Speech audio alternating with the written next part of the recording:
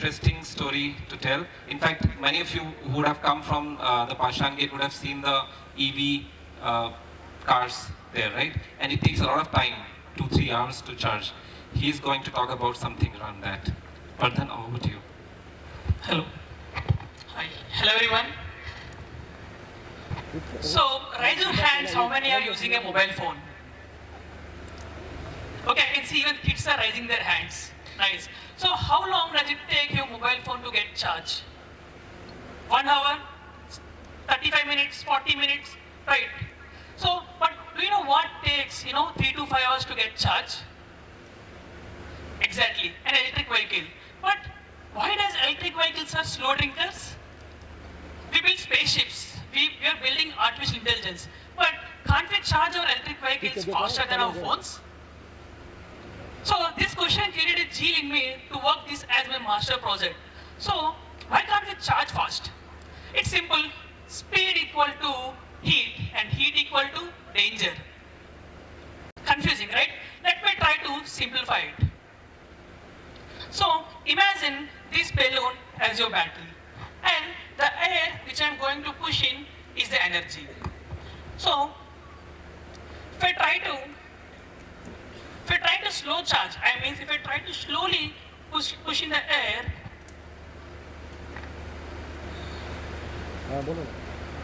you can see it's safe, calm and gentle, right? What if I try to fastly push in the air, the fast charging?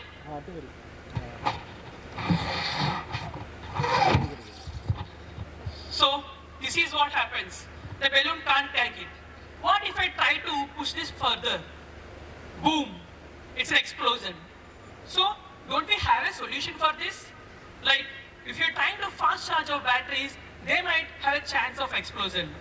So then what is the solution for this? Then I thought, what's happening exactly inside the battery? So the ions inside the battery are getting too much of angry when we're trying to fast charge it. So because of this, anger, they're creating a lot of pressure. This pressure is creating a lot of heat. And when there is a lot of heat, the fire will come and say, "Mai jhukega nahi." So because of that, this thing is happening. So I thought of a solution. What can we do for this? And why can't we have some person who will be, person in the sense a digital person who will be looking after this? Maybe a bodyguard. But I don't want a normal, lazy bodyguard who will react only once the danger will occur. I want a super cool bodyguard who will react only, before the danger will occur in advance. So I call him the Baijan. So my Baijan is super intelligent.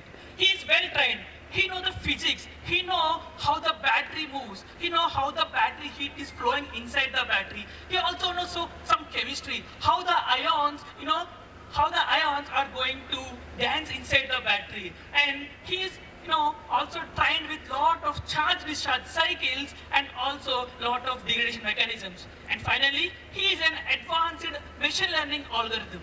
So he's well trained, he's well pumped up. So when next time there is some heat rise or any temperature rise inside battery comes, he will be ready and he will be saying that ions, you can't fight together. Freeze, in 60 seconds you are going to overheat and turn on the cooling immediately. So which makes sure the battery to get cool before any danger occurs. So when we have our batteries work in safer range and cooler range, the battery will have lesser degradation, which will increase the life of the battery. So as of now, in India, we are expecting around 100+ million electric vehicles by 2030. School buses, cars, bikes, everything. So imagine what if our Baijan is going to sit under our EV dashboard.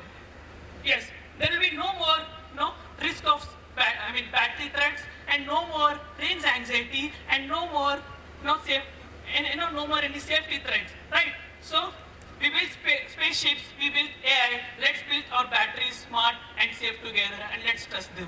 Thank you. Amazing. Very good. Very good, Bhaijan. Oh, sorry, Vardhan. Good job. Questions from the jury. Thank you, Vardhan. Thank you, sir. Thanks for this presentation. I like the analogies, but I could not really get what have you done in this thesis which we should take away. Because, you know, I did not understand who your Bhaijan is actually. Yeah. So I'll just. So like traditionally in EVs, you know, what we have is a reactive approach. So once an event occurs, then only they will try to either cool down the batteries or something like that. But what we are trying to do is to predict this event before 60 seconds. So we are analyzing how the temperature rise is happening in the batteries, so how the heat is moving. So we will get a temperature rise. So we're training this data to the machine learning algorithms. We're trying to predict how fast, where, when and where the temperature is happening. So when there is some issue about to come, we are not waiting until then, because typically batteries, I take example of lithium-ion batteries, they work in the range of 15 to 25 degrees Celsius optimally. So let's say if it is still 40 degrees Celsius, it might take time to cool it down, later. So what if cool earlier only? So it will make the battery work, safely, and it gives better life. Yep. Okay. So essentially, locally you place some, for example, temperature sensors, Yeah, and then collect data, and then train your model Yes, with that yes. data. Yes. Okay, thank you.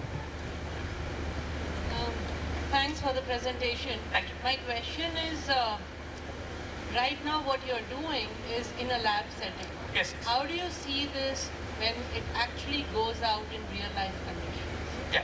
What So- are the challenges you anticipate? So there are a lot of challenges, because typically what chemistry that I have worked now is called as silicon anode batteries.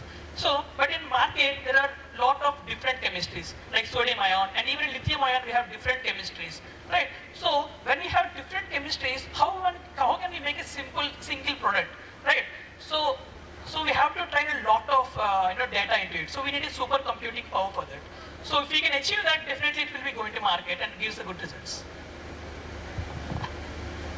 Okay. The junior jury members.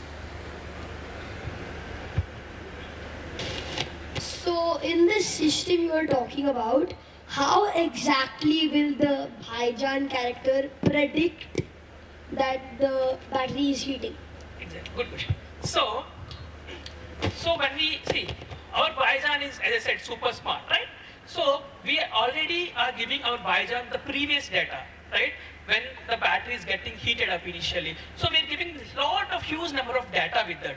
So with that data, like how you get lot of knowledge when you study a lot, with this lot of study, he will get lot of knowledge. With that knowledge, he will say, oh, maybe next time there is a temperature rise here. So with that, he will predict it. Okay? Yep. Okay. Any further questions? No, thanks. Okay. Thanks, Vardhan. Thank you. Thanks for your time. Thank you. Thank you so much.